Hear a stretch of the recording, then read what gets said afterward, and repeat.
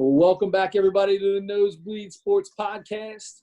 I am Chris Witt, and with me, as always, is Mr. Adam Schmidt. Adam, how are you today, sir? I'm outstanding. How are you? If I was any better, I'd be you, brother. Hey, man, I like that hat. That's one of the new hats you got that I haven't seen yet.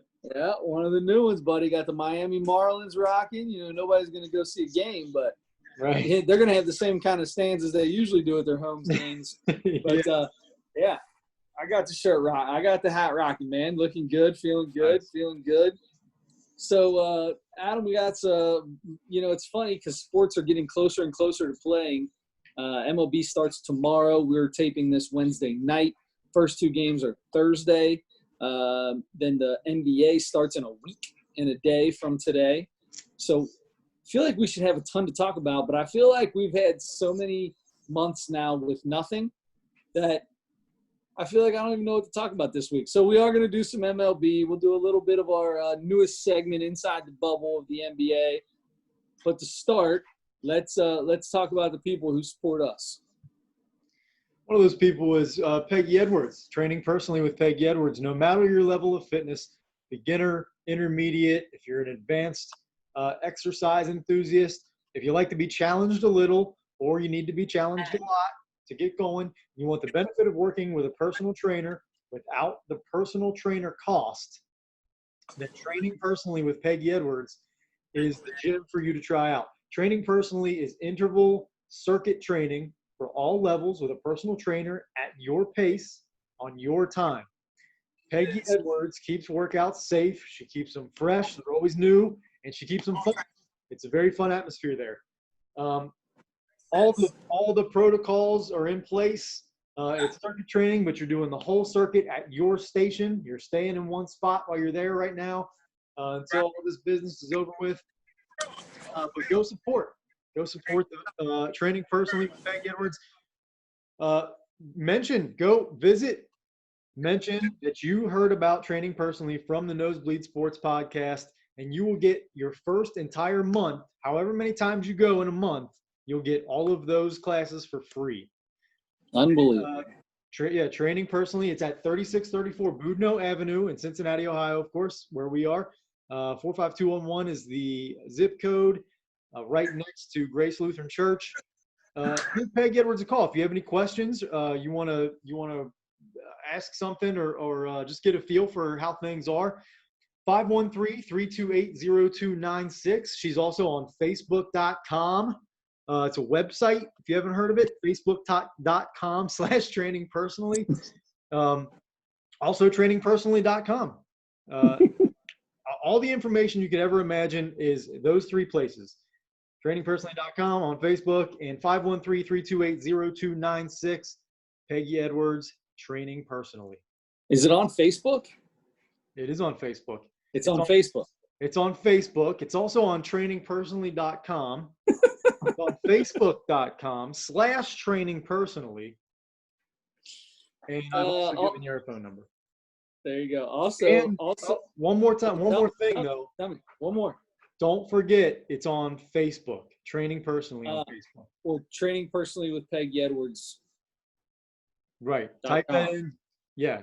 Go to www.facebook.com and search for training personally with Peggy Edwards. There you go. Is that it? You good? I think I got it out of my system.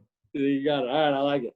All right. Also brought to you by Green Solace, the best massage you'll get on the west side of Cincinnati by far. Green Solace, Elizabeth Green offers relaxation massages and focus massages. Massages each are tailored to your needs.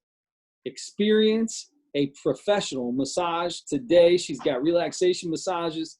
She's got focus massages, which focus directly on an exact point. She'll come to your house and take one person, do couples together massages. She does it all. She's coming to you. You can check it out at Green, GREENE, solace.com. You can book online there. She also has a clean and what's the word I'm looking for? Not corona friendly. That would be bad. you know, all the rules that you got to abide by for the Corona, right? So it's a clean, nice place. She's got a little studio. You can come there as well and get everything taken care of. Check it out on greensolace.com. And there you go. So you can wear a mask because you're not getting a face massage probably. You know, that's no. I mean, unless that's part I mean, of it. if that's your focus area, if your jaws, you know, a guy like me who talks a lot, my jaws get tired sometimes. I gotta get my jaws massaged. You catch me at night giving one of these all the time, rubbing on my face. I have to see if she's got some professional moves for me there. There you go. That's a good idea. Speaking of jaws, I had my first dentist appointment since the whole COVID thing started today. And, so did you go in and wait in a waiting room, or did they call you when you sat in your car? So you come up, and on the door, and it's similar to where I coach basketball at, there's a QR code on the door, and you have to scan that with your phone, and it pulls up a document that you have to fill out, this questionnaire. You know, have you been around anybody that's COVID positive in the last 14 days? Have you had a headache in the last 14 days? You have a fever, all that kind of stuff. So you fill this thing out, and then I'm filling it out as I'm walking in. I walk in there. There's one person in the waiting room. It's a decent sized waiting room. They've got plenty of chairs and everything, so it's, you know, spaced out and everything. So I go up and I go to the desk and I check in and everything, and I go sit down, and plenty far away from everybody. I have the mask on. I walk in with the mask. Mm-hmm. Everybody there is wearing a mask as well. And so they brought me back. And did you keep your mask on for the entire exam? Yeah, I said, you're gonna have to put your hands underneath my mask and blindly clean my teeth. No, but I kept it on as long as I could. She's like, all right, well, you can take your mask off now and we'll get going. I'm like, oh, okay. So yeah, I did that. As soon as I was done, I threw it back on. Nice. And, yeah. So tell me about it. What was the best part, worst part? Best part was she made me feel good about my living situation, because you know, she's asking me about all that kind of stuff, and I'm like, yeah. I'm working from home. You know, no family, no kids running around, no nothing like that. It's peaceful, and you know, all that good stuff. She's like, what about pets? You have any pets? Nope. Wow. No people and no pets? You have any plants? I'm like, I got grass outside. No, I don't have any plants. Not in the house. That's not where trees belong. Trees belong outside. So, nope. I have no responsibilities in my house, none whatsoever. So working's pretty nice at home, you know. So she's like, she paused for a minute, and she stops cleaning my teeth, and she's just looking into space. She's like, man, I got a husband, 2 kids, dog, 2 cats, plants all over the place. Oh, man, that must be nice. Started getting a little jealous. Yeah, I was like, oh man, it's great. It's so great. I love that. I was rubbing it in heavy. We've had this conversation before, but there's nothing better than having a full conversation with somebody's hands in your mouth. Yeah. She did. She was pretty good about asking me about it though. In between, when she would, you know, she'd do some cleaning, or whatever, she'd pull it out and ask you a question right as she's getting done. Yeah. So she was good about that. That was the best part. And then the worst part was you get the fluoride treatment at the end, right? It's an option. It's a little extra money or whatever, but they say it helps you. You know, it helps for an extra 3 or 6 months or something, protect your teeth a little bit better or whatever. So they sold me on it the first time, so I just get it every time now because I just don't say no to anything. So I was like, okay, yeah, that's fine. I'll get it. So the dentist comes in, he checks it out. That was probably part of the best part too. He's like, man, everything looks great, doing a great job. And I'm like, oh, thank God. You know, I brush and floss and all that kind of stuff, but you still worry. I've been around 38 years and I eat a lot of junk food, so I'm just waiting for cavities. Yeah. So anyway, that was a good part. And so he does the fluoride thing, and it's like I mentioned it before he came on, but it was it's almost like a little whiteout, the old whiteout, you know, how the cap had a brush on it. Yep. You brush the white out on the paper. It feels like that to me. And so it's that, but it's like, he does it just like real fast and nonchalant. Like he's not covering everything in there. No, he's just throwing. It's a slap. It's a slap on, is what it is. It's just yeah, a quick it's a slap. Yeah. He's slapping a coat on, and so it's all fast, but that stuff is real sticky, and it's all willy nilly, so it's all over my lips, and I can feel it. Right away it becomes like Still sticky at 10:30 at night. What's that? Still at 10:30 at night, you can feel it. Yeah. Well, I came home and cleaned it off my lips real good, but I feel it on my teeth for sure. And I've eaten stuff and drank stuff the rest of the day, and I still feel it. So anyway, that part is not fun. So I put my mask on. I couldn't see in the mirror or anything. I put my mask on. I get up, and I get out to the car, take my mask off, and I look in the mirror, and it just white stuff all over my mouth. I'm like, oh, geez, man. So nice. Thank goodness I had the mask on walking out, so nobody saw me. Nobody saw your white on your lips. Yeah, I looked like I was foaming at the mouth, or I had real bad dry. You had a really good dentist appointment, 1 and 2. So I have a tooth thing that happened to me today too. This is crazy. So before we will get into sports, I promise. Got 2 things. So you ever chipped a tooth before? No, I don't think so. I've chipped a tooth a couple times. I don't know what happened today. I don't even know how it happened. Just I'm eating dinner, nothing hard. All of a sudden, you get something in the very back of the back tooth, and you just take your tongue and stick her back there and just wipe it out real quick. Yep. Cut my tongue. What is that? My ass, something stuck back there. Feeling back there, it felt like I got a hole in my tooth. Feeling back there all over, it feels like there's a hole in my tooth. I'm pretty sure something happened. I got a hole in my tooth. I think like my filling fell out or something. Nothing, doesn't hurt, but I am currently slicing my tongue up as I speak constantly because my tongue's just rubbing against it, getting sliced to smithereens. I don't have a dentist appointment until the 30th either. Oh, man. But I do got one coming up, so I'm just waiting it out. I'm hoping that it just – because I've had this before, but it just eases down. So anyway, if I end this podcast with a bloody mouth, I apologize. Jeez. All right. It's no good. All right, so I do blood pouring out. Yeah, you're good. You know what it is. It's no big deal. There is something I want to try. So, Adam, you're not a beer drinker, right? Correct. All right. So, I'm going to show the world here. I drink the Natty Light. Okay. I enjoy Natty Light. It's what I in a what do you call them? In a post or a write. When people write something? What do they call it? What's that called? When people write something? Yeah, and it's on the internet. Like script or? No. Like something you write in the newspaper. What's that called? A story. There you go. Okay. I read a story. On the old interweb today, and it got my attention because it said, "Do you drink cheap light beer?" Well, yes, sir, I do. I drink cheap light beer. It's in my house all the time. They say that if you have cheap light beer and you put a pickle in it, it makes it taste 100 times better. So, on the air today, this is terrible radio. I'm currently opening a jar of pickles. I just poured my beer into a clear glass.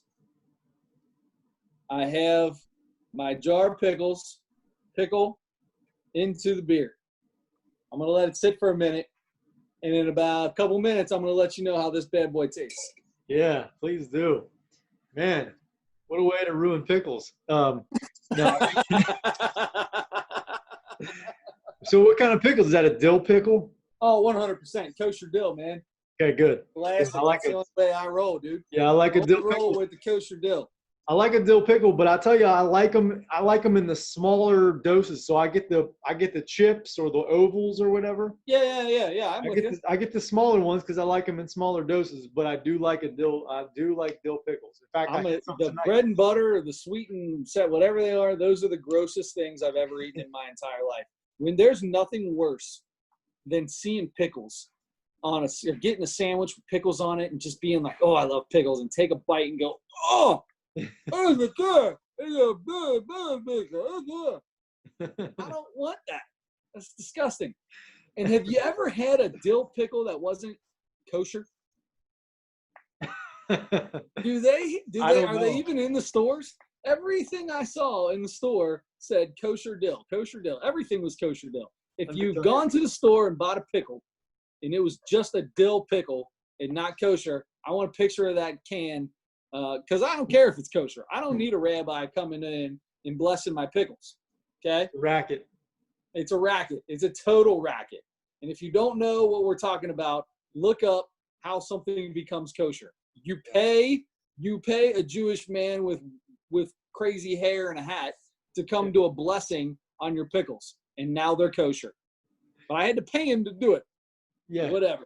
Hey. Big money too. I hear. They get paid. I hear. My mom. Oh, you used to work at Flavor Systems with them. Do they do it at your work too? You guys kosher over there? Yeah. In fact, yeah. So I deal with the rabbi all the time to get that stuff kosher, and it's the same rabbi at the last two places I've been. He's an awesome guy. I love the guy. But we've had a couple. Okay, how is it? I'm stopping right now. How is it? No, you're good. Continue. I need another drink. So we have a good one, but sometimes if he's on vacation, we have a substitute, and this guy is a big, sloppy, dirty, and I'm like, you're coming in and making this thing clean? Kosher? Yeah. You're gonna decide what's clean enough to be called kosher and what's not. Do they inspect the place to make sure you're clean, or do they just do a blessing over it? How's it work? It depends on what you have done. So they come in and they have to so you have to have certain tanks or equipment kosherized. So he has to come in and watch the process of it being cleaned, and there are certain things you have to do to get it clean. The water temperature has to be at a certain level. You have to hit steam. You have to get steam going through it and everything. So there's a process for that. And then there's also for kosher ingredients.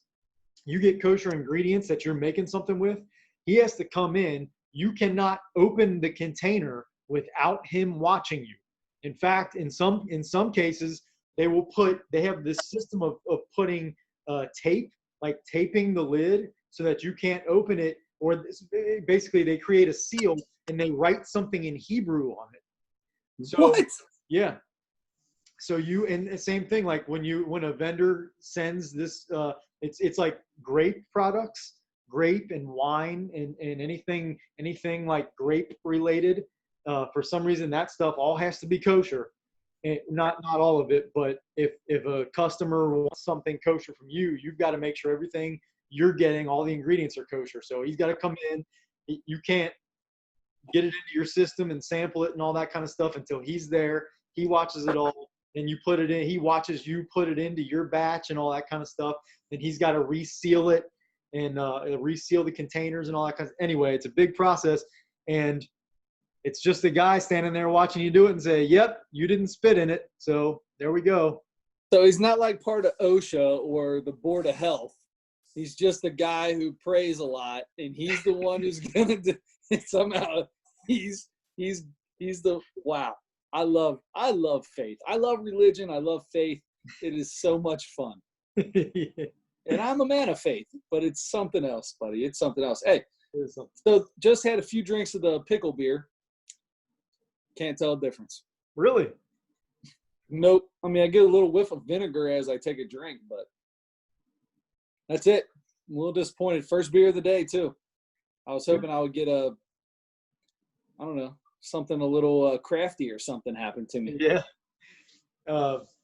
Well, here's what's not going to be disappointing is when you're finished with the beer, you got a dill pickle waiting for you. Oh, there's no doubt. I'm eating that pickle as soon as I'm done. Nice.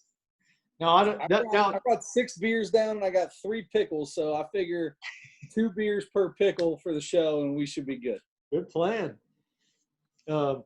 Okay, so let's jump into the first sports-related thing we're going to talk about, Major League Baseball, right? Yeah, let's do it. Like you said, from the time we're recording this tomorrow, in whatever, 18 hours or something, we're going to be playing live baseball games. So we wanted to just talk. We could go into great depth about what, who we think is going to do what and what players are going to stand out. We're going to keep it simple. We'll go. Yeah. We're going to pick our MVPs, our Cy Youngs, and we're going to say who's in the World Series and who wins it. And we'll record this. We'll write this down, and we're going to bet on this, right? All somebody needs to do is get something right to win the bet. Okay, because it's hard to get. I mean, there's a lot of players, a lot of teams. To get any of these things correct is going to be pretty impressive. Yeah. So, if anybody gets something right, I say we bet on this bad boy, and I've got a little bet I'd like to put out there. Okay. Something I heard the other day. So we do this on the Zoom call right now currently, and it's also basically recorded and put onto podcast form with no video as well if you're not watching YouTube. I heard somebody make a bet on the radio the other day of whoever loses has to do a 2-minute. We are comedy. We have a comedy segment at the end of every show. All right. Whoever loses has to do 2 minutes of stand-up comedy. The other person has to mute their microphone, so you don't know if they're laughing or not. Just 2 minutes of a stand-up comedy bit. I don't care if it's written for you or if you. I prefer you to write it. 2 minute stand-up comedy. No, you have to write it. No audience. Okay, you got to write it. You have to write it. No audience. Or okay. Or what do you think? Are you up for this? You have to write it, or you go if you're that good that you can just improv the whole thing. Go for it. But it has to be. Sure, yeah. Oh, if I'm doing that, there's no way I'm improvising. I'm gonna need a 2 minute set. Get it done. Get it quick. Get it going. Oh, I'm gonna need to take a week off of work so I can work on my 2 minute set. But the other person has to mute their microphone, so it's just in podcast form. It's you for 2 minutes with no audience, no anybody in the background, just 2 minutes of jokes by yourself.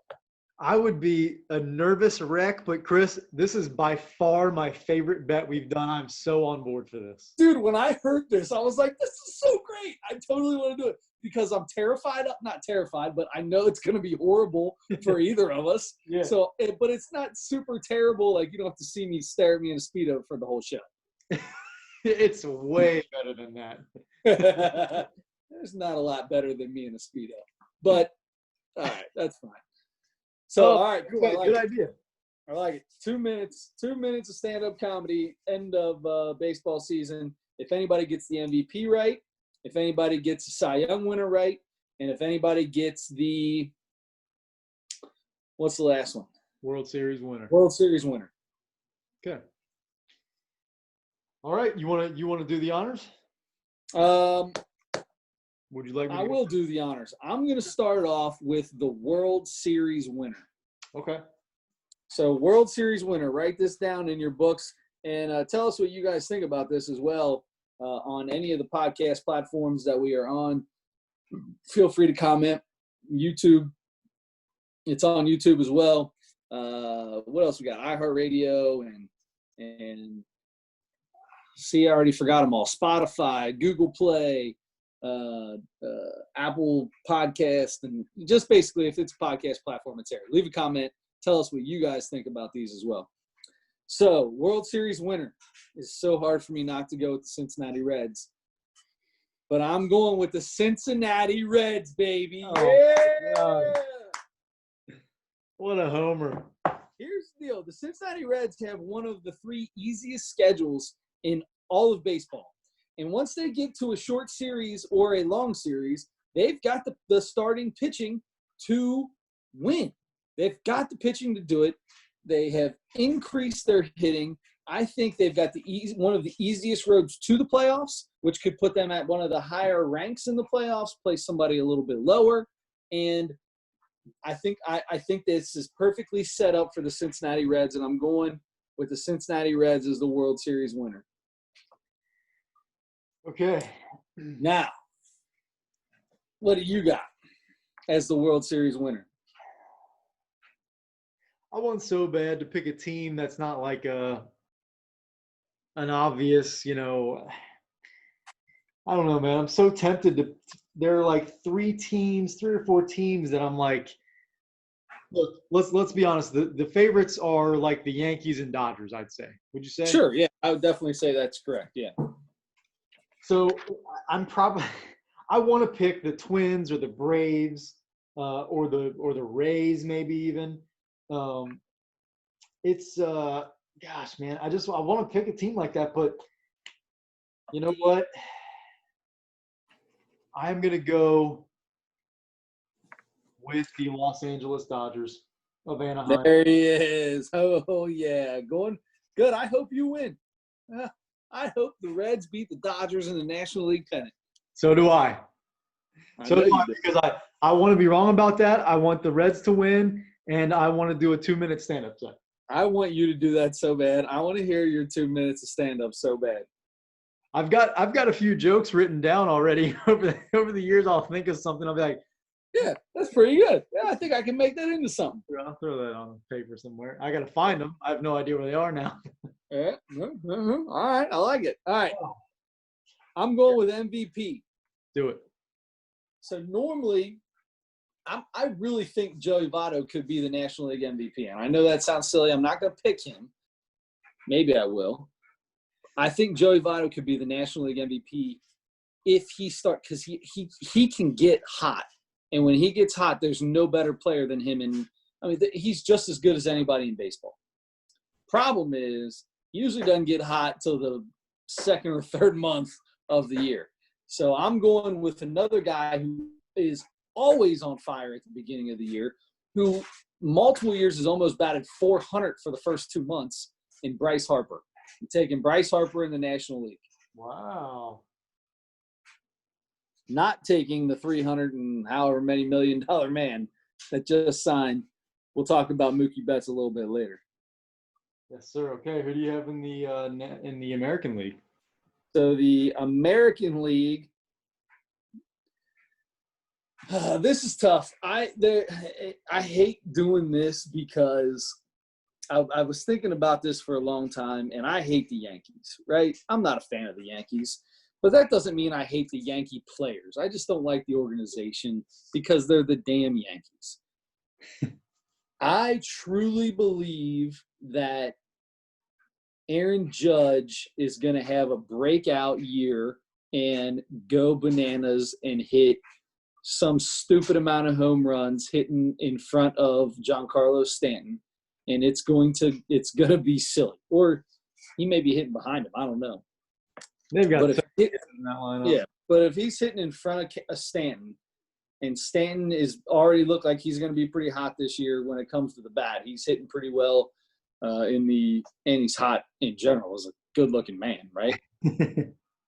Anyway, it's weird to say it, and I don't like saying it, but I'm going with Aaron Judge. Okay. All right. So for National League MVP, I'm going to go with, and this, looking at a few things, it sounds like this is probably the popular pick, actually, so I don't like doing this either, kind of same way with you. Okay, Dodgers World Series winner. Right, yeah. But it's not. I'm not going to pick Mookie Betts, and I'm not going to pick Cody Bellinger. I am going to pick Ronald Acuna Jr. Acuna, I love that pick. I love that guy. I think he's still – I hope he's maturing enough to put a full season. Well, I say a full season. That's the whole thing, is you don't need a full season this year. Right. But you are going to need a guy that's going to play every day. See, that's what I was going to say. The pickle didn't ruin the beer, but the beer probably is ruining the pickle. The beer ruined the pickle. Yeah, just took a bite of the pickle. I'm going to finish it because it's a pickle. But the pickle didn't ruin the beer, but the beer definitely ruined the pickle. That look on your face when you – that was funny. So gross. So look, it's going to be – and Joey Votto, speaking of Joey Votto, mentioned this. He wants to play every single day, and he wants to play in the field every single day. He does not want to DH. He wants to play first base every single day because it's 60 games, and it's not going to be nearly as hard to get through that. They still have off days. Not many.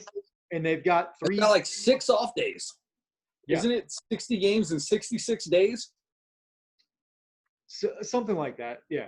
Yeah. But I mean, it's still, you're getting a few off days. You're getting some off days, and so he's ready. He's like, I'm ready to play every single day. I don't want to take a game off, any of that. So you are going to need a guy that's going to play, and you are going to have more guys playing every game this year, I think. So, Oh yeah, because they should, you know. So the only thing about this pick for me, about the American League MVP, that I'm worried about is this guy just came out and said, okay, I'm definitely playing. Because I think he was on the fence because his wife is like 8 months pregnant. She's due in August. It's Mike Trout. Yep. So he was considering not playing, but he did come out and say he's going to play. So if he plays every day except for, say, she's due sometime in August, I don't know exactly when. He'll take 3 days. What's that? He'll take 3 days. You think 3 days? Okay. And here's the thing. So if he takes 3 days, that's going to mean a little bit more, I think, than if he – so in the Angels' schedule, right in the middle of the month of August, they're at home for 9 straight days. I feel like there's a chance that he might take a day. If it happens in that time, he might take a day and then come play. If they're at home, okay, I'm leaving. I'll be at the ballpark for 4 hours. I'll be back. Something like that. Could, maybe. Sure. So if that's the case, then I think he's got a much better chance. But either way, even if he takes 3 days, I'm still taking Mike Trout because he was either MVP or almost MVP a couple of times when he missed a decent amount of time for injuries and stuff during the season. He has, I want to say, was it 2 years ago maybe, that he missed like the last month of the season, but he was so far ahead in some categories that he almost could still have won the MVP at the end of the season after having like the last month. So he's that good. I still think he's the best player in the universe.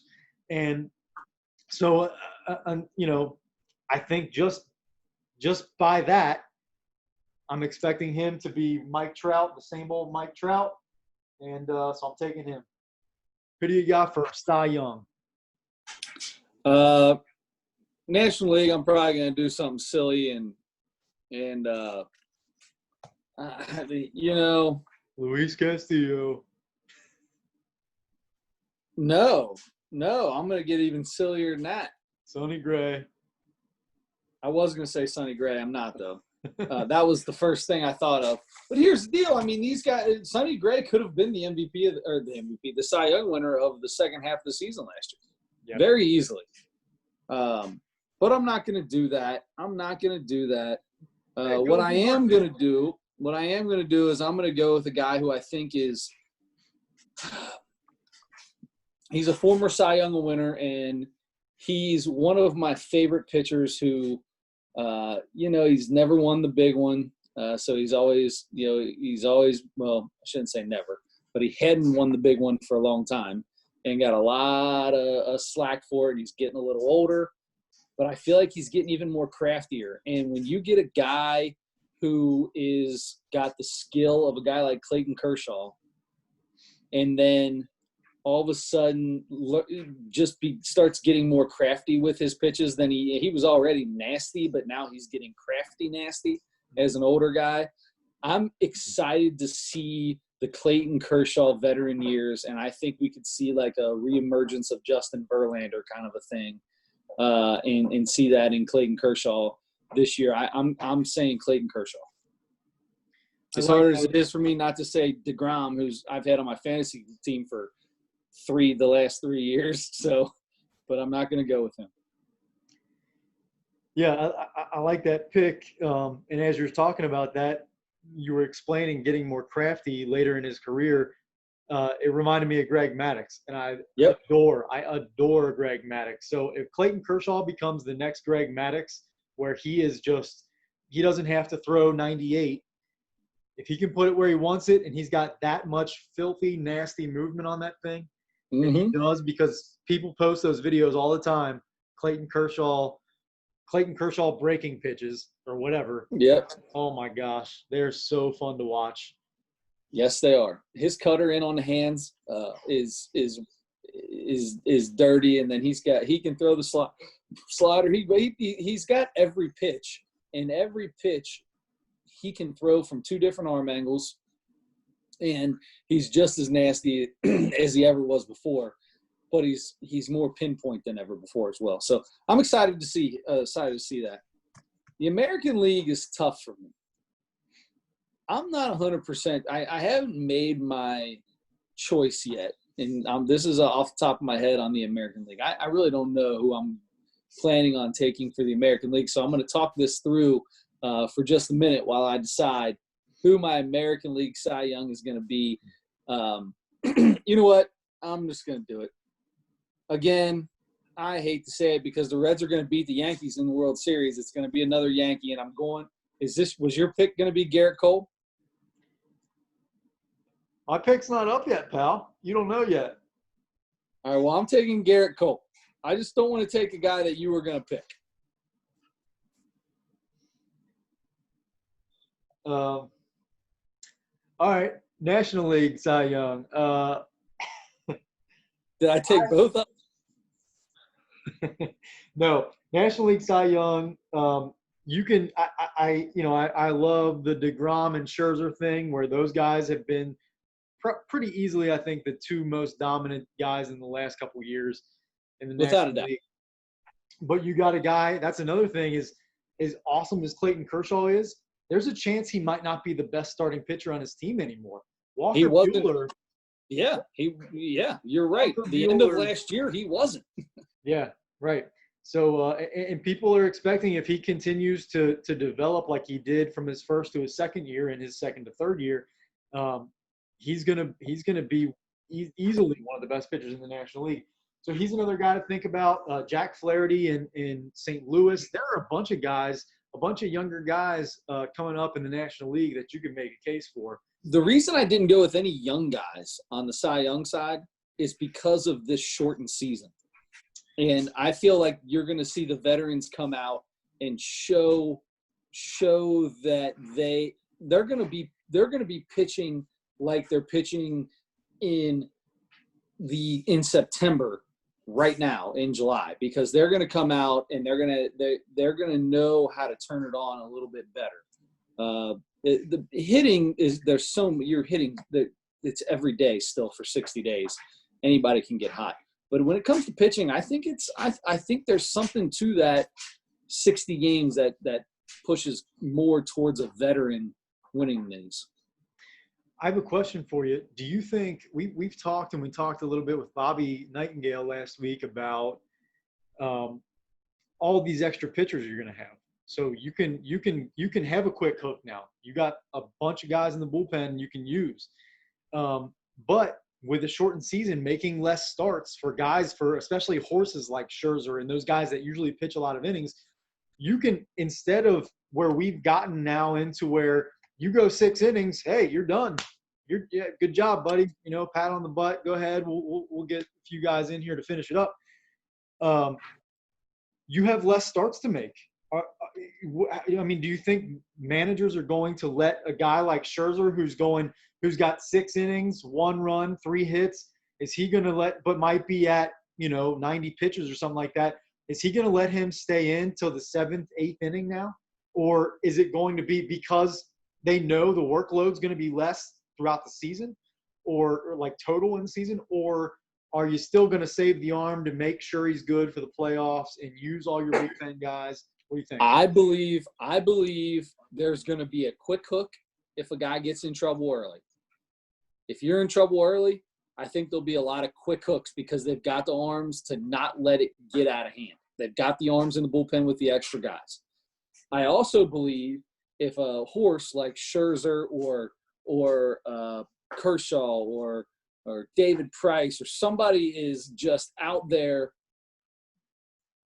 just throwing gas and looking good, I think you're going to see in those cases where they're going to be less apt to take them out because they're not worried about a lengthened season. They're good with it. These arms are fresh. They're going to be fresh. You're playing a quarter of a season. Go get it, bro, or a third of the season. hell yeah, throw them. Let's go. Your best guys, your guys you trust, I think you'll see less of a hook. Like with a guy like Luis Castillo, we talked about it all the time last year about how Dave Bell would constantly pull him because of pitch counts. It was always a pitch count thing. He'd be just cruising into the sixth inning, through the sixth inning, and then pull him for the seventh.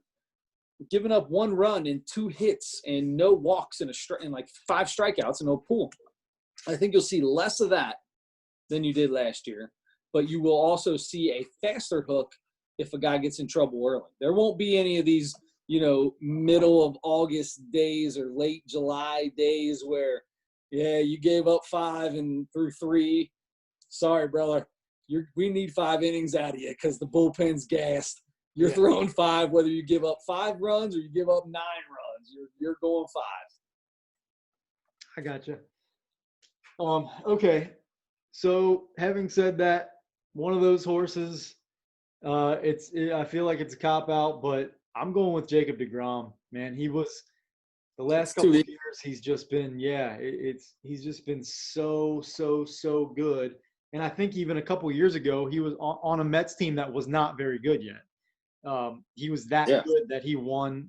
They were in last on a not very good team. Yeah. And I think they're better now. I think the Mets will be better now.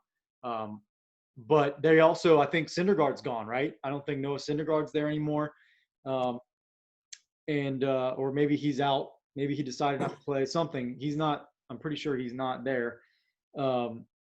So he's going to be relied on to carry them for sure. And I think he's going to do it. Just the last couple of years, he convinced me. So I'll go DeGrom. And I did have Garrett Cole for my American League Cy Young. Hey, they both win.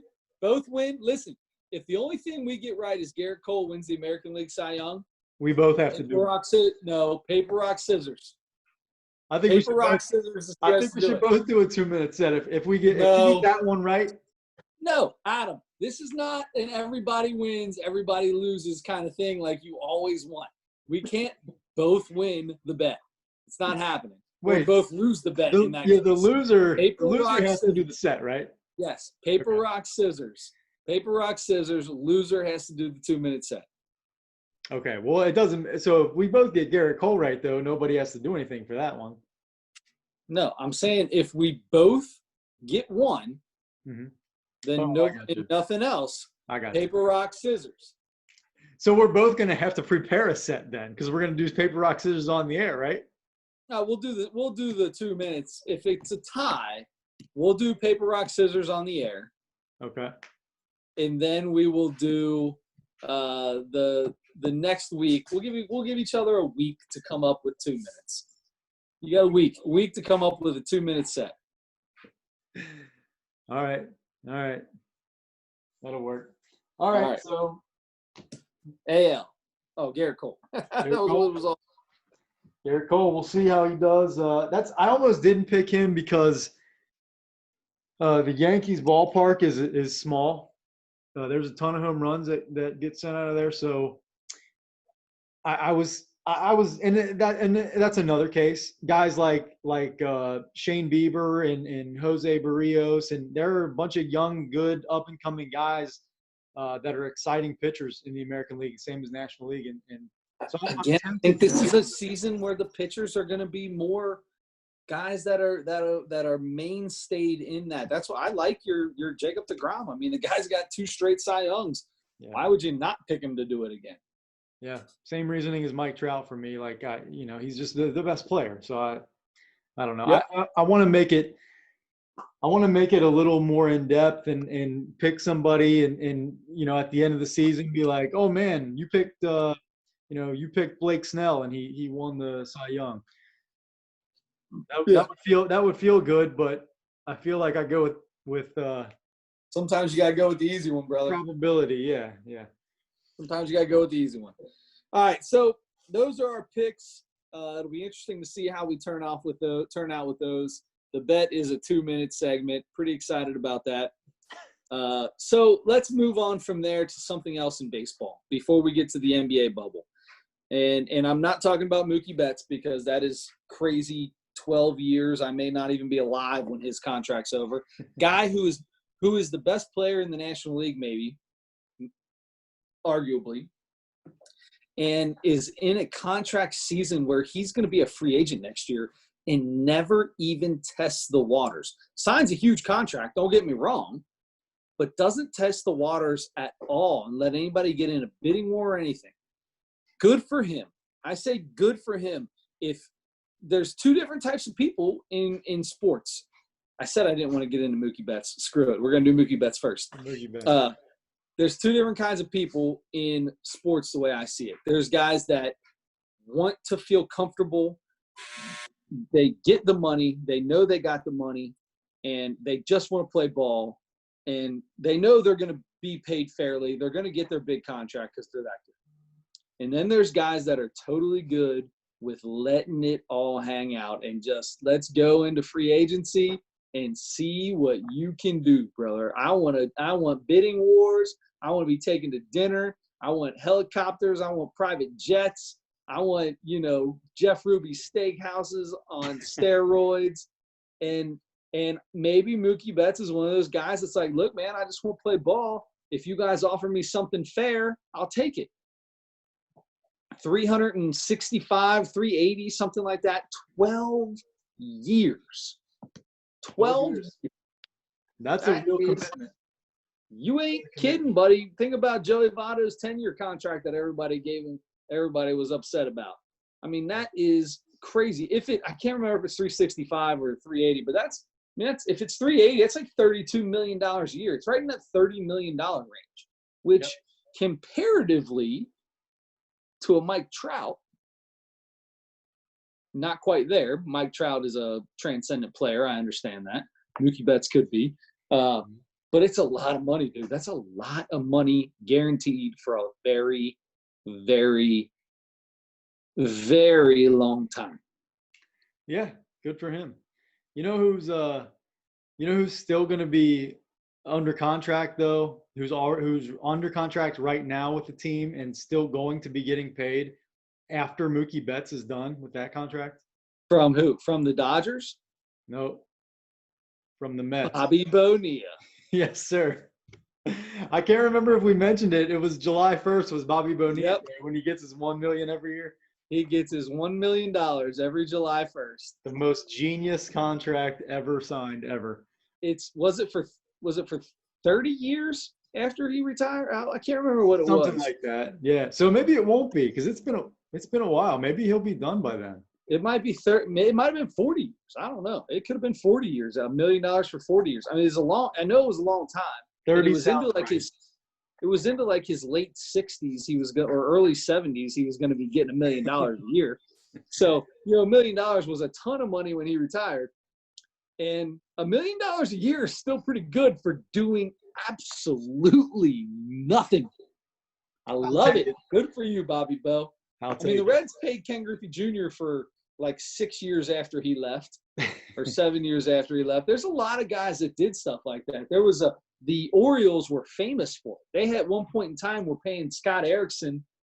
He had been off the team for like 10 years, and they were still paying Scott Erickson and like 3 other guys. Yeah. Yep. It's a really smart contract for the player and a really bad looking contract for the club. I mean, is it that bad though? I mean, they're just paying $1 million.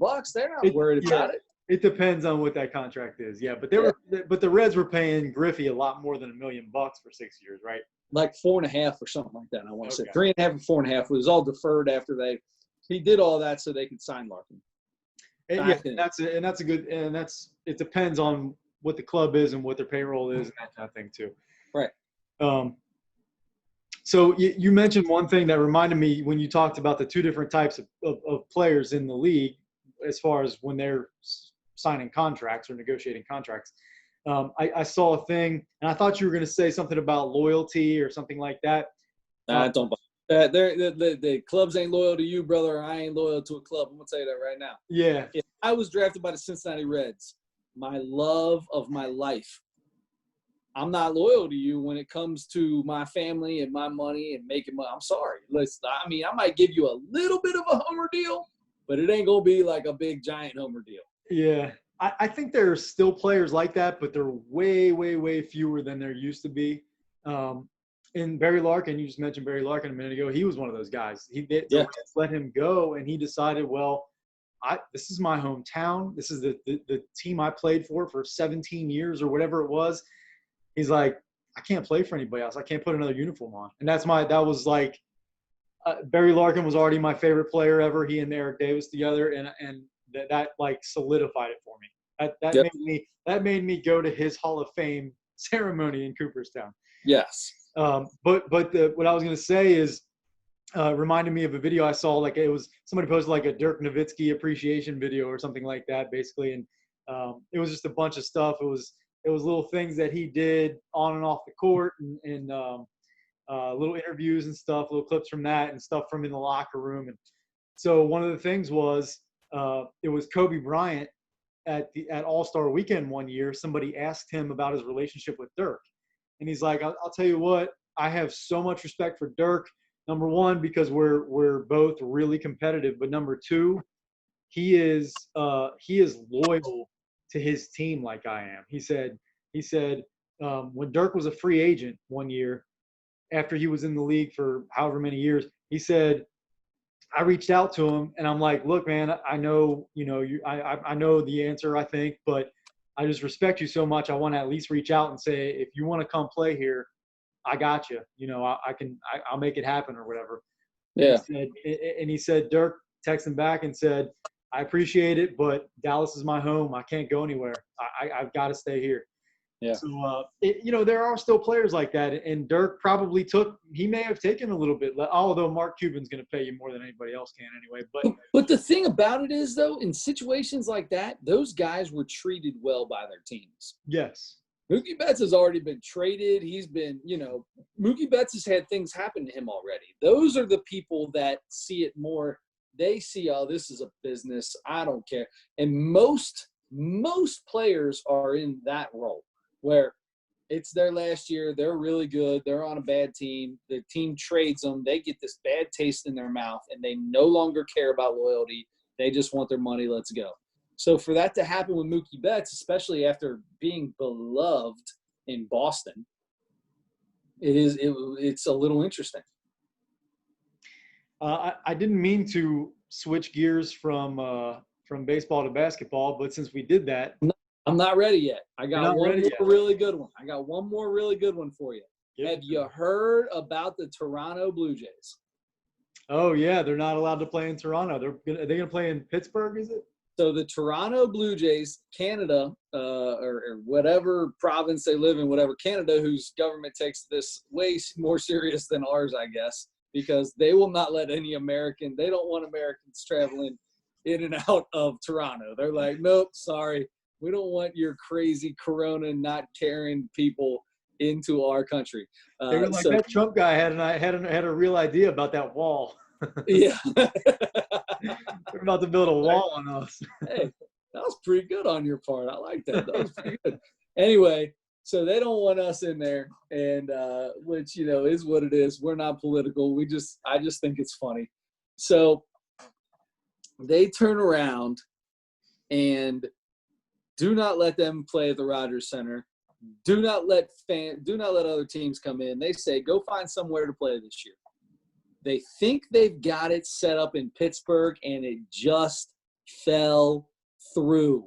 Tomorrow is opening day for Major League Baseball. The Toronto Blue Jays do not have a home field. Wow. I love it.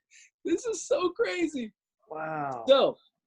So first off, I don't know what happened to make the Pittsburgh thing fall through. I saw it come across the phone today. It just happened today. Their first game is on Friday, which is in 2 days. We tape this Wednesday night. It's in 2 days. And I don't know if they're home or away for their first game. I couldn't tell you that. I could probably look it up and tell you. I remember. But I will tell you this. Number one, they're not playing in Toronto all year. Number two, they don't have a home field currently. I got one for them. I already have. They're at Tampa Bay to start the year. Oh, So that's they've got a little bit of extra time to find a place to play, I guess. Do you have their whole schedule up? Is it do you see when they go back home? I think I can pull it up here. Let's see, preview. If I can click on just the Blue Jays, maybe not. I don't have it pulled up. While you're looking for it, though, I'll tell you my idea where they can play. Let's hear it. Jack Adams Stadium at the Panther Athletic Complex. I love it. Send I them down love it. Quebec Bring them to Avenue. Cincinnati. Bring them over here. Nice field up there. Nobody else is going to know what I'm talking about, but that's right. That's a little thing. Down the middle, Price Hill, Cincinnati. Price Hill, Cincinnati. Is that how you say that? Price Hill, Cincinnati, Ohio. Is it like 3 cities in one? Sorry, I'm half paying attention and half trying to find Toronto's schedule. I can't touch Toronto. Anyway, yeah, totally. That's close to us. It's our high school alma mater. Can I tell you that did I ever tell you the story about going to the Panther Athletic Complex? I don't think so. The gate was open once, so I was like, never been here yet. It's been open for almost 10 years probably. Drove up in there, immediately was told, what are you doing here? Said, oh, sorry, class of 02, man. Just haven't been up here yet. Wanted to check it out. The gate was open. Well, I'm leaving, so you got to go. Okay, adios. Yikes. Turned around and drove away. I even had the old Elder 02 license plate, yeah. License plates at the time. Wow. Was that Coach McCoy up there? It was not. I'd never seen the guy before. I don't know who he was. Huh. All right, here we go. I've got to pull it up. Next Wednesday, they've got next Wednesday. You pulled it up way faster than me. Yep. So they've got, let's see here. They've got 3 games against the Rays, 2 games in Washington, and then they have their first home game, which. But and the thing is how big is home field advantage at this point in time, except for your locker room and maybe the city you live in, things like that. Other than that, there's family. Sure, I mean, but a lot of these guys don't have that going on anyway. They're all young ball players. So, yeah. Besides the fact of just maybe sleeping in your bed and something like that, the home field advantage of the crowd. They're not going to have that except for the piped-in stuff that they bring in, which I'm really excited about. So, I don't know, man. I'm interested to see what happens with the Toronto Blue Jays. I'll bet they'll come up with something by then. But I'll tell you, if they're already going to be in Washington and for some reason they can't figure something out by then, they might just play 4 games in Washington and buy them an extra couple of days. Mm-hmm. That would be convenient. Just take the piped-in music and just switch it around, right? Like yeah. Pipe in the cheers when Toronto does something. That is so crazy, unbelievable, man. Yeah, I did not know that just fell through. So yeah, it just happened today on the eve of the season. Cracks me up. They're gonna find something. Says, you dirty Americans, you no come to my city. Wow, that's a fantastic Canadian accent. Really good Canadian accent. Yeah, it's French Canadian accent. I did notice that. Yes. Well, that's Toronto, right? Toronto's French Canadian. Yeah, I guess so. Yeah, I think so. Anyway. They'll come up with somewhere. There's a college or something that has a really nice field in the Northeast somewhere that they're going to figure out. Go to Princeton's place. They're not playing any sports ever again. So that's true. Any Ivy League school up there, they could do. I'm sure. Ivy League sports are done. Yep. Forever. We'll never see another Ivy League game.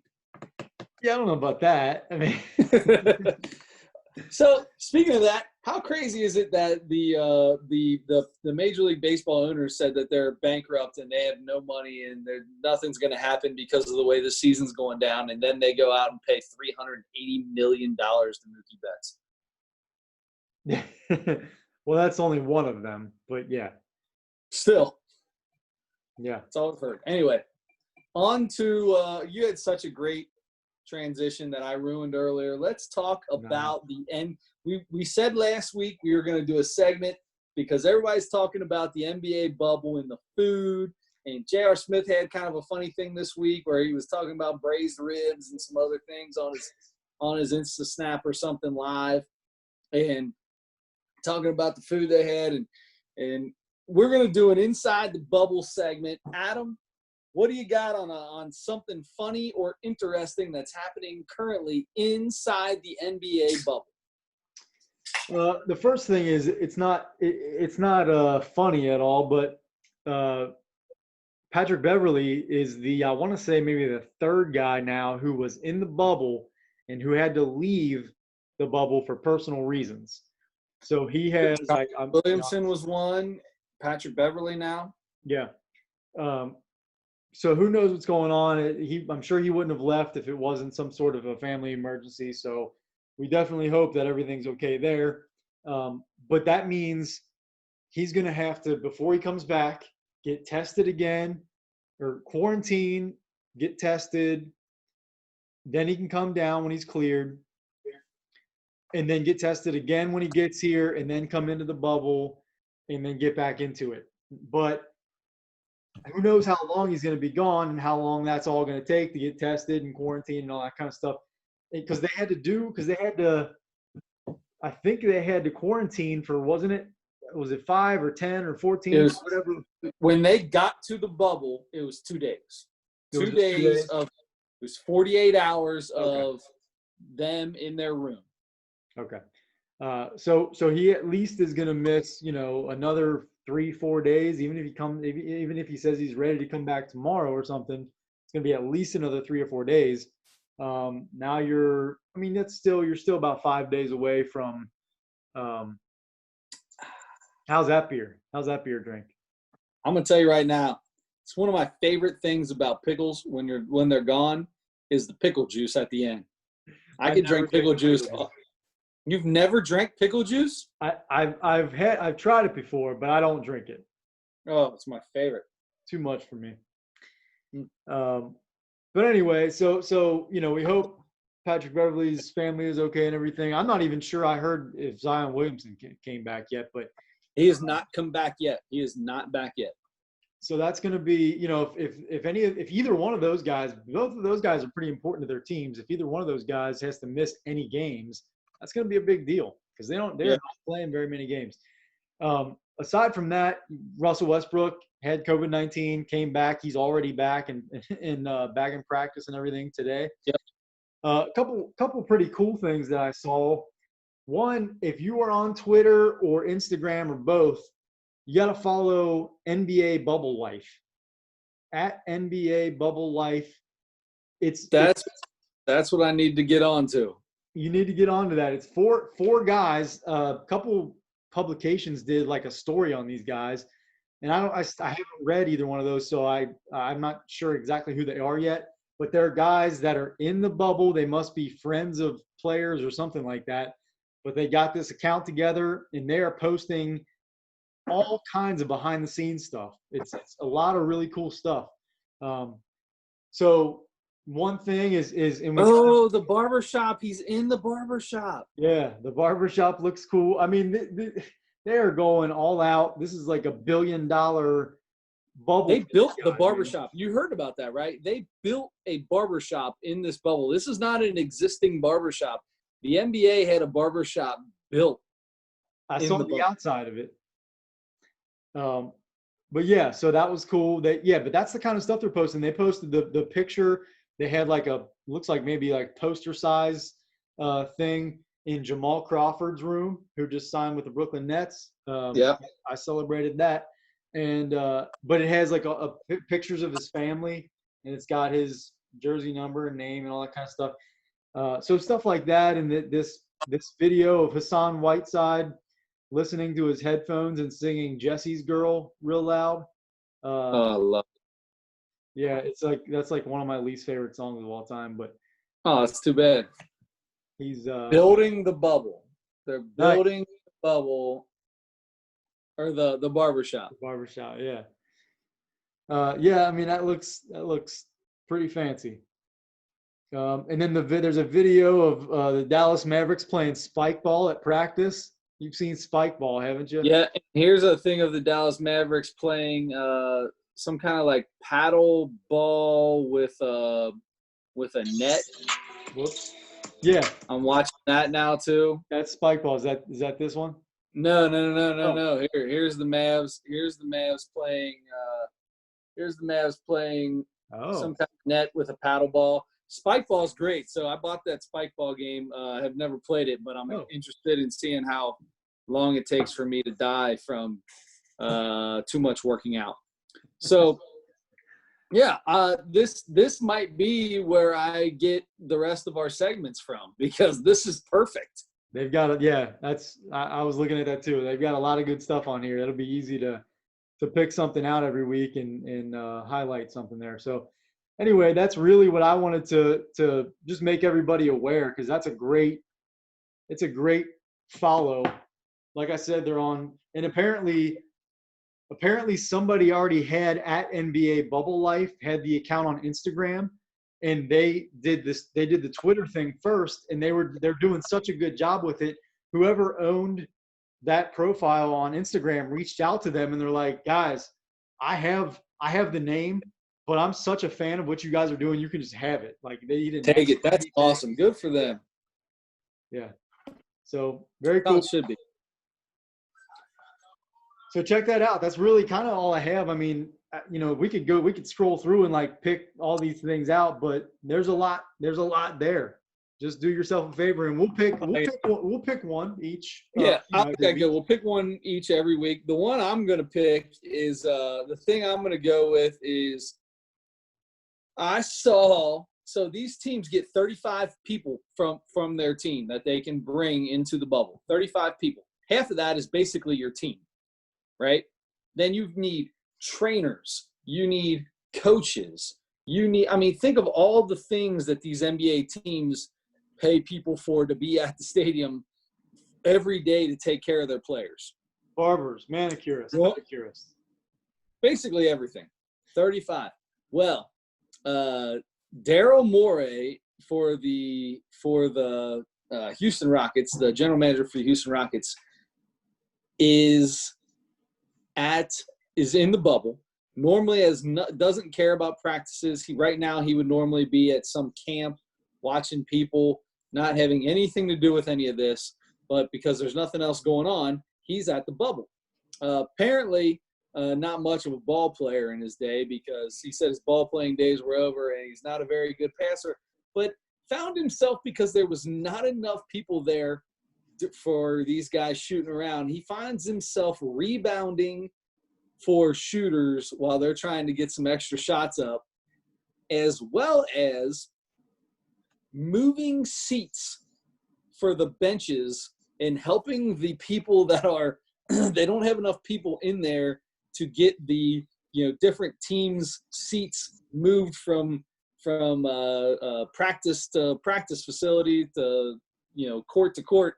So he's out here moving seats. This is the guy who's in charge of putting the Houston Rockets together, out here doing stuff that people make minimum wage to do. Yeah.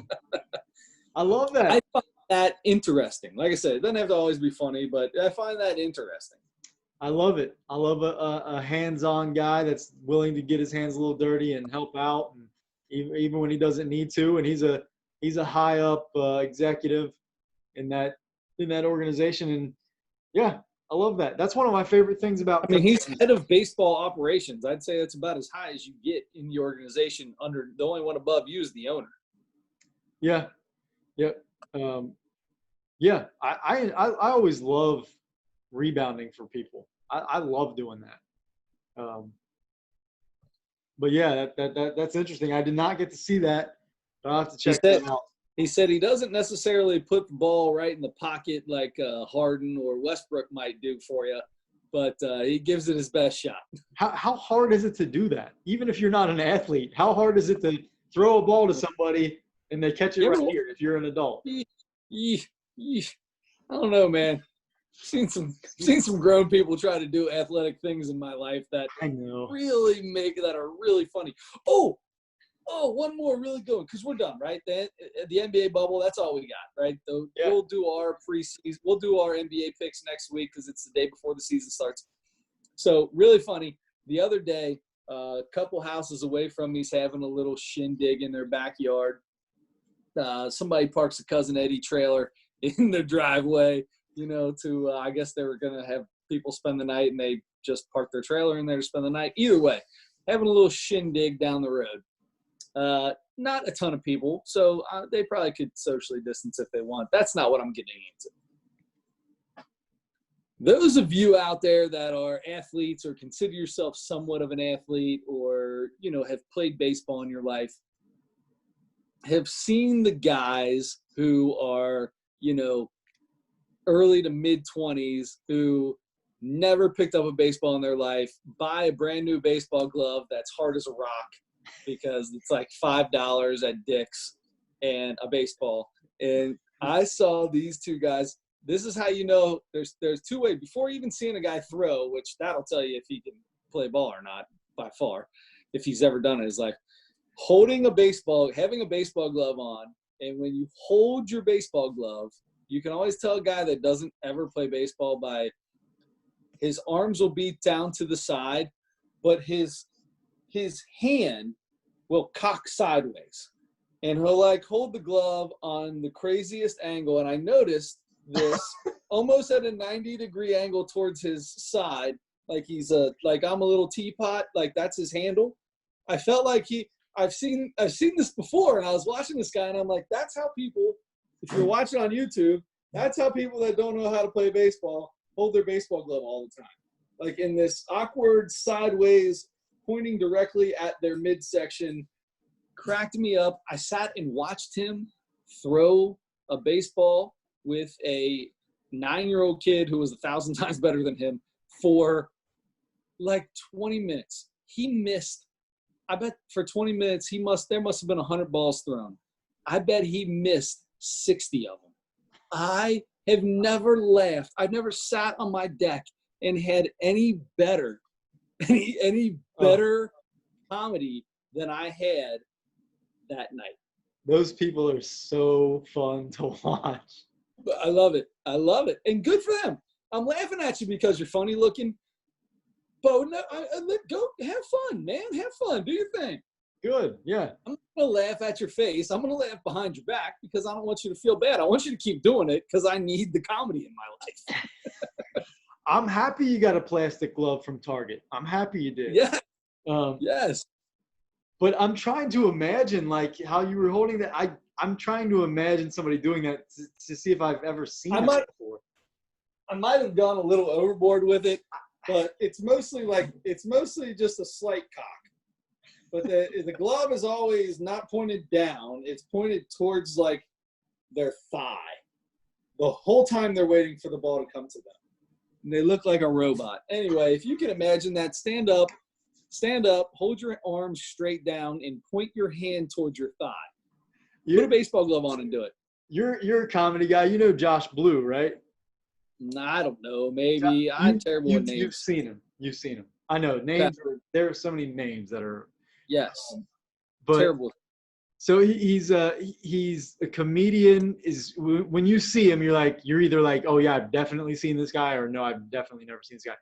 So he has cerebral palsy, and he has his definitely seen this guy 100%. Yes, his arm is like that all the time. Basically, what it looks like. Yeah. And I was just watching like a part of one of his sets earlier today too. So it looked like that when you were doing that. I watched the comedy special with him. He's got a kid, and he's talking about trying to feed his kid, his newborn baby, like not newborn, but a baby food. And he said there's never been a bigger mess from me trying to get food into this kid's mouth and that kid not wanting food in his mouth and making a mess on his own. He said, my wife came in and said, "Oh my God, what a mess." And he goes, "I know, never even got one close to the baby yet."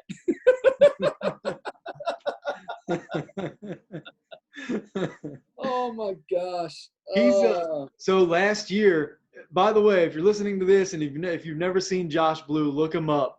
BLUE, just like the color, JOSH. He's really funny, and you want to try to watch a video of him, all right? Because he talks about his physical appearance a lot. Yeah. And he does a great job of making jokes about it and that kind of stuff. But so last year I saw him live and I was very first row touching the stage. Really? That guy I would not be comfortable there. I wasn't comfortable there anyway because I was front row. So I was afraid that I was going to be talked to the entire time. And actually there's a pretty funny story that I kind of did. But anyway, I don't know if it's something to do with, I'm not sure, but that guy spits like you would not believe. Spits while he's talking everywhere. I mean, he has a big beard now. Like, he has a big beard. And there was spit at one point, like just slobber all in his beard. It was like just from him spitting so much when he was talking. Right now, if they opened up and even if they had social distancing and everything, but I was in the front row and I knew Josh Blue was coming, I'd be like, put me in the back, pal. I'm good. How far can I get away? Yeah. How far do droplets travel? I've heard the word droplets so many times during Corona. Yeah. Apparently, they only travel 5 feet 11 inches. Exactly, because you're good at 6. Yeah. Oh, definitely. No. Anyway, that was your little thing, your imitation of the guy throwing baseball reminded me of Josh. Reminded you. Nice. So nice. Let's slide right into comedy since we just did. I'm totally down for it, brother. Let's talk about our boy, Mr. Hannibal Buress. First off, can I tell you that his name, I don't know if that's his real name or not, but Hannibal, like, how do you get named Hannibal at his age? Like, how many Hannibals in the world do you know besides Hannibal Lecter and Hannibal Buress? That can't be real, right? He has material on that from one of his past. Oh, he does? Yeah. Yeah. Okay. Very funny. So is it really his real name? Yeah, it is his real name. Yep. Nice. Real name. Nice. So anyway, Miami Nights was the title of this special. It was on YouTube. And he explained, by the way, why he chose to put this special on YouTube rather than, all the, Netflix, Hulu, HBO, yeah. whatever. And it made sense because he also, I found out about this because he was on Joe Rogan's podcast a couple weeks ago.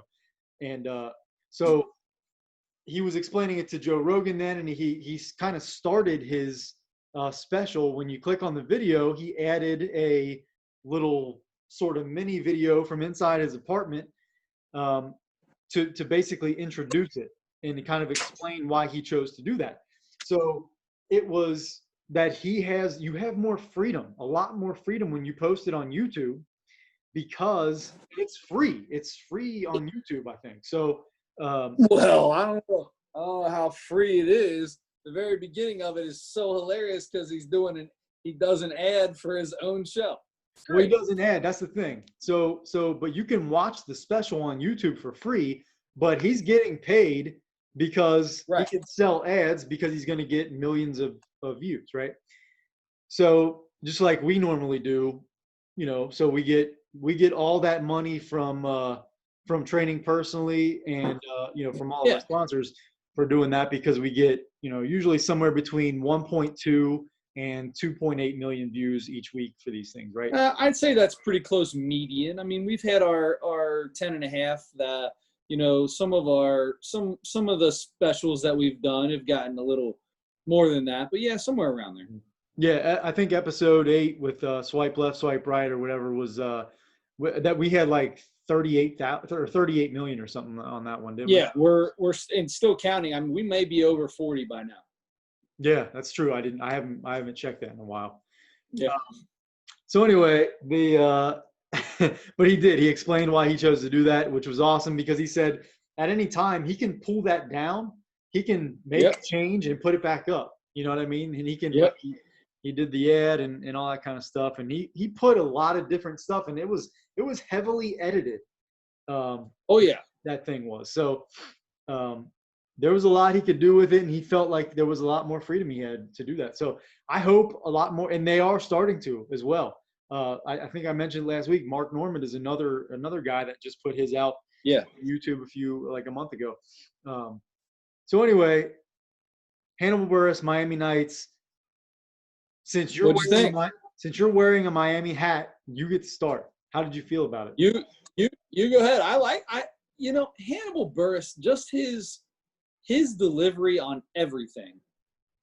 Every time I've ever seen him, I don't know how to describe it. Like, he's so nonchalant about, is that the right word to use? Like, I don't know the word, but it's like, hey, man, like, kind of who's, without sounding like a super high guy, right?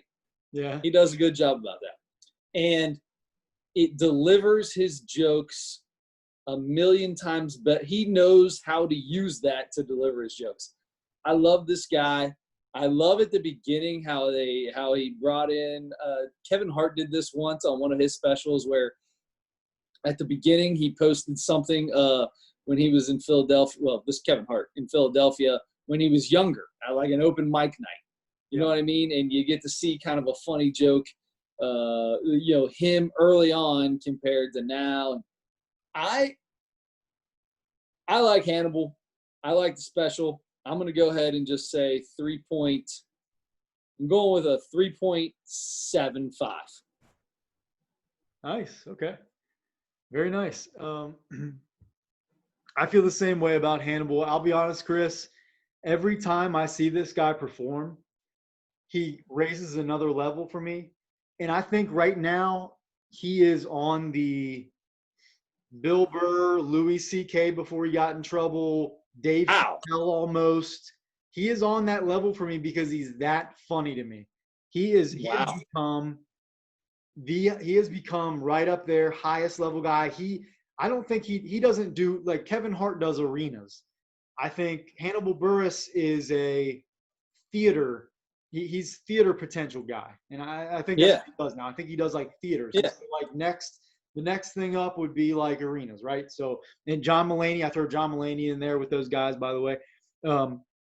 Now, so having said that, what'd you give him, a 3.8? 3.75. 3.75. I am giving him, and here I go again, looking at my past rankings. I'm giving him a 4.6. Whoa! Holy cow! Now, don't get me wrong. I love this dude, and I feel like a 3.75 is a little bit is on the higher end for what I give a lot of guys. I feel like that. I'm usually a tougher grader, but here's the deal. I laughed. It's another one where I laughed the whole time. Like, I didn't even take notes because I was laughing the whole time. I started laughing when he's doing an ad for Unbuckle or Unbuck or whatever that was. Yeah. That was the first thing I think I wrote down. Ad for Undocked. Which I've never heard of before this. Never in my life. And he's talking about he uses it all the time, and this is it. And nobody's ever going to use it, but he got his money. I'm going to tell you that. Yeah. But I don't know, man. He's a guy who could do 2 minutes without having an audience, because his jokes don't need the response from the audience to kill. You know what I mean? Yeah. He doesn't need the energy from the audience to be good, because he's just going to sit there and talk in the same tone Mm-hmm. and talk the exact same way and say the same funny garbage the whole time. And I feel like he's also a guy that doesn't Now I feel necessarily. like I underrated that. That's the problem with not ever writing down or figuring out, not knowing where I put anybody ever. I just say, you know what? That's pretty good. I need to send you the updated version. I'm I missing wouldn't look it at now it. for some You reason. can send it, but I'm not going to look at it. Okay. Okay. Well, yeah, man, I just, he's a guy that I really badly want to see live now. I mean, I have for a while, but I really, really want to see him live. He's up there, like I said, with. He's going to be in Nashville. He's got a live show in Nashville in 2 weeks. You want to go? No.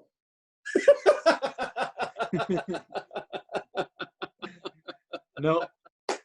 Yeah, that's somebody else asked me about doing a Nashville trip in December, and I was like, it's too close.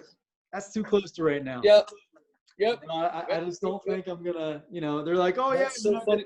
you go down the main strip. There's all these bars and all these places to go into. I'm like, yeah, I know. Have you I've been? Yeah. You've been there. Okay. Yeah. I had this conversation the other day with my brother-in-law. How in God's name is Nashville, Tennessee not on top of the list for coronavirus cases? Because if you've ever been to Nashville, Tennessee, and you've ever gone into a bar on the strip of Nashville, Tennessee, they are all famous old bars that are shotgun style. The whole bar's 20 foot wide by 135,000 feet long. Yeah. And you can't walk without rubbing every body part you have on the person next to you. You walk sideways everywhere you go. It's a shuffle. You're just shuffling. You don't walk straight ever. You got somebody attached to your back and somebody attached to your front as you sliver through wherever you're going. That is the biggest cesspool in the entire world. I love it. I have a blast when I go to Nashville. Don't get me wrong. We were there together once. We were. Yes, we were. We were in Nashville together. We were for Mike Little's bachelor party. Oh, okay. That was not nearly that. I mean, we did go down on the strip, didn't we? Yep. Yeah, and there were a couple places that were like that. I forgot all about that. That was down on the strip. I was thinking I've gone a couple other times with other people, and I felt like it was way more packed than even that night was. And that night was pretty jam-packed. Anyway, we went to a place called Tootsie's one time, which apparently is the most famous bar in all of Nashville. And you can't walk in that place. You just can't move in that place. It's crazy. I forgot we did go to Nashville for a bachelor party, didn't we? Yes, we did. Adam was I'll never forget that. Adam doesn't have a cocktail very often, as we all know. Adam's not the drinker in any way, which is totally good, more for me. And at the very end of the night, it was an empty place, like on the top of a bar or something like that. We went into a bar, we go to the top, and it was me, you, and Mike Little, the bachelor at the time. And Adam ordered a cocktail. I don't know if it was something in diet or something like that. And Mike Little, the bachelor, was jumping over people to try to pay for your drink because he thought that was the craziest thing he had ever seen. I said, well, Adam must finally be getting comfortable with the night. There's not nearly as many people up here. There's like 6 people up here. So he's feeling a little more comfortable. You must have promised me we were going to go home after that. I probably did. I'm sure that's what it was. Dude, get a drink and we'll go home. Let's go. I don't even remember that part. It must have been a pretty strong drink. No. Nice. No. Every drink is strong for you, right? That was a fun time. Yep. But anyway, Adam got it. That's when, if you ever look up Aaron Rodgers' little brother, he was the quarterback at Vanderbilt at the time. We went to the Vanderbilt Florida football game, which, by the way, if you go to a Vanderbilt Florida game, any game in the SEC in college football, and you have a good long tailgate beforehand, you get a little buzz going. Just giving you a heads up, they don't sell alcohol or beer in the stadiums in the SEC. Just a heads up to everybody, because I went straight to a concession stand and asked for a couple Bud Lights, and they looked at me like I had 6 heads. And I sobered up so quick during that game, I couldn't wait to get out of that football game. I could not wait to get out of there. The way SEC fans are, I would say it's a good idea not. Good idea. You're probably right. You're probably especially because right. there were maybe just as many Florida fans there. At least around us, there were a lot of Florida fans there. We were in a Florida section for sure. Yeah. Anyway, we got off of Hannibal Buress, but that's one of my favorite ones we've watched. Now, let me tell you this, that I liked the first half a lot better than the second half. The first half, he did several different jokes on different topics. Almost the whole second half of the special was his story about getting arrested in Miami. Yes. That was funny, but I thought the other stuff before that was funnier. So it's because he's better when he does the short things where, and that's usually what his sets are like in the preview joke where he's talking about being black, and the worst thing about being black is for some reason people feel like they need to tell you that you're black or dark, dark or whatever. I've always been dark skinned, I think he said. Yeah. Anyway, but they're quick jokes. The joke starts and it's over within 2 minutes usually, or 3 minutes, and he gets through them, and it's just funny little thoughts. It's almost like funny thoughts that are in his head. And then so I'm with you on that. When he got into the story part, it might have been it was still funny. I still laughed. Yeah, it was. And I think the Adam Schmidt brain in me was like, oh gosh, you shouldn't have done that. Why, that's, you obviously he proved that the cop was a piece of garbage too after they found out all the trouble that guy's been in. But he was like, and he kind of was admitting that he was kind of stupid about it, but he also was kind of like defending himself too. But anyway, I'm like, because he showed a couple like real quick clips too. I think some of them were just short enough to make him not look horrible, but not look great. Yeah, where you could see he was getting a little out of hand, but not quite to an edge where he needed to be arrested. Yeah. So anyway, I think I was like, oh gosh, this is why I don't like going out like this, because people are always drunk, and they're at this big festival in Miami where everybody's walking around hammered and stuff, and he was one of those people. I've seen people like that a million times. And it's like, oh gosh, okay, enjoy your shift at Arby's tomorrow. So I don't know. I was just That's good. I like that. I was thinking about that kind of stuff instead of just enjoying the story. But it's fun. It's now fun to think about how people like you must see me when I go out on the weekend. Like, oh, there's that McDonald's worker again. No. Chill out over there, hardcore Harry. No, not 36-year-old Chris. That's true. Anyway, I loved Hannibal Buress. That was my pick last week, so you know what that means, right? Oh crap! That means I got to pick. All right, so if that's the case, and I need to decide on here we are, dude. It's midnight. You didn't want to be here at midnight. It still happened. It's just the way it goes, I guess. We're almost. All right, so if I go home, we jump up here. Oh, I think I got something here. Let's see. That guy's British. I'm good there. Oh, how about this one? This looks something different. Here, Jim Jeffries.